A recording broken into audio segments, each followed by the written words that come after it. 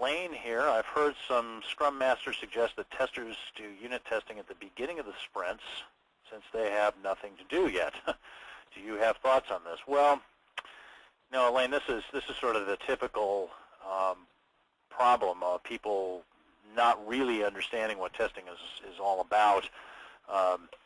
Now, there's certainly a lot to be said for professional testers consulting with the programmers to help them create good unit tests.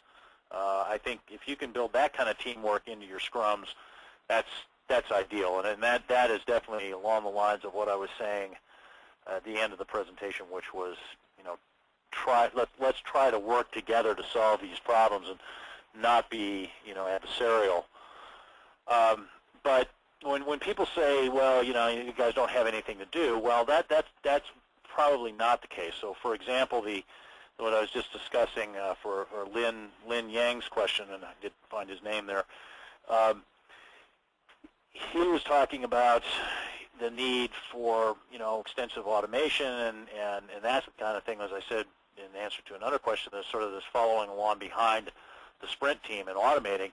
There's probably plenty of that to be done. Setting up test environments, of course, is another thing that might need to be done.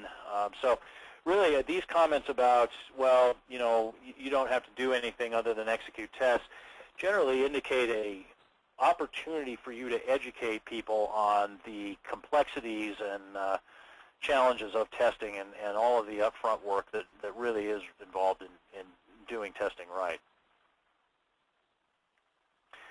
Okay, I have a question here from Abalade.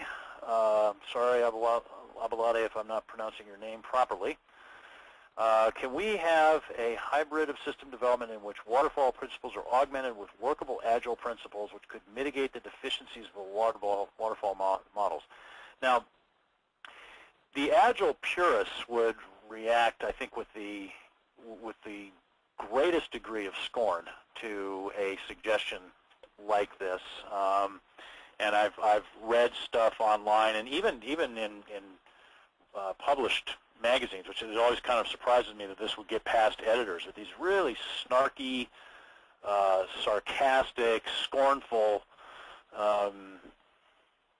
expressions of disdain towards a suggestion like that. But to me, this seems like just one of the more practical things to consider. If there are elements of both that are non-contradictory that can be made to work together in a particular context, then why wouldn't you do that?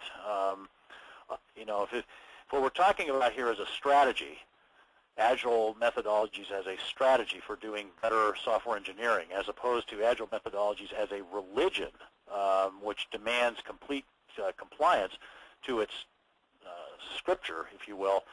If we're talking about strategy, it seems to me that strategy should be flexible and strategy should bend. So, for example, we have clients that have applied Scrum and other Agile life cycles to FDA-regulated medical devices.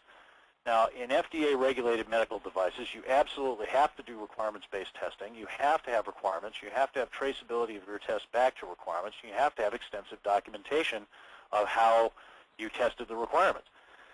So they do all sorts of stuff that an Agile purist would say that's not Agile, yet it worked for them.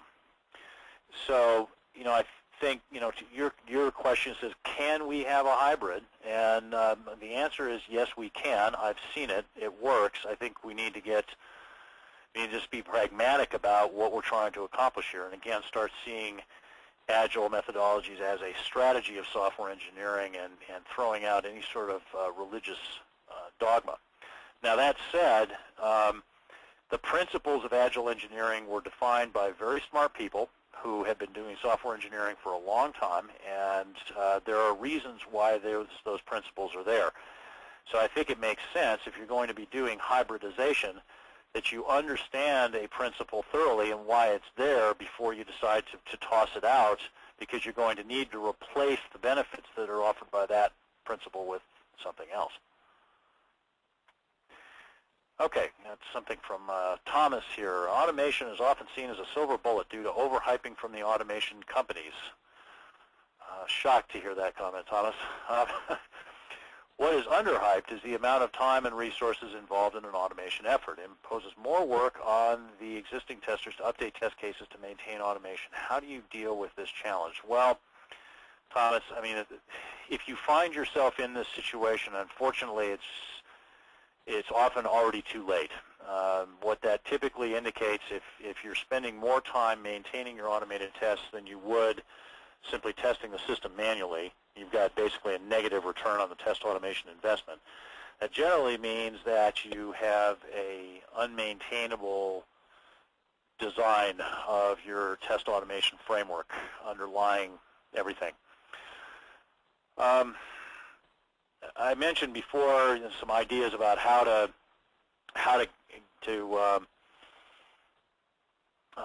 design maintainable tests, sources of information for that, and I would encourage you to go out and look for such information on the web and in training and books and so forth. There's a lot of it out there, maintainable automated testing. But one of the things that I would suggest that you do now is try to assess, if you're in one of these situations, try to assess what your return on your test automation investment actually is, and what is the business case for it. What are you trying to achieve, and see if you are in this negative return on investment situation. Because if so, then it's very likely that you're going to have to scrap some or perhaps all of what you've done and start over. This is usually not so much a bad tool choice problem as a bad underlying test automation framework design problem. Now, it's true that some tools are going to make this easier and some will make it harder, but I think for most of our clients, well, let me put it this way. We have seen clients make automation mistakes with just about every tool that there is out there, and we have seen clients succeed with automation with a lot of different tools.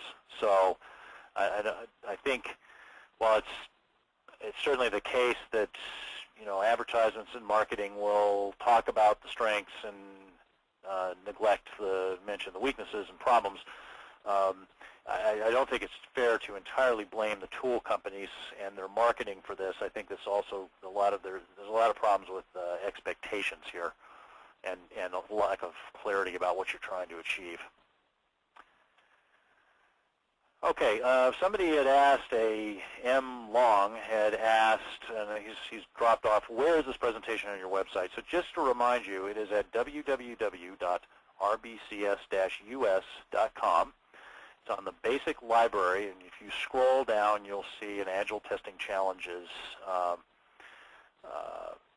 link that you can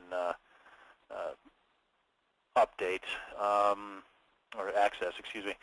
And I see here Thomas has the same questions. Copy of this presentation available on your website, and answer yes, as I just said. Okay. Let's see. Diego asks, I'm still concerned about risk-based testing, whether it can manage better than requirements-based in the case of last-minute requirements. Still, by welcoming last-minute changes, the risk-based analysis is to be impacted. Okay, as I think I understand it, you're saying that Diego, that you see how risk-based testing is more robust in the face of changes, but it's not perfectly robust. That is definitely true. I'm not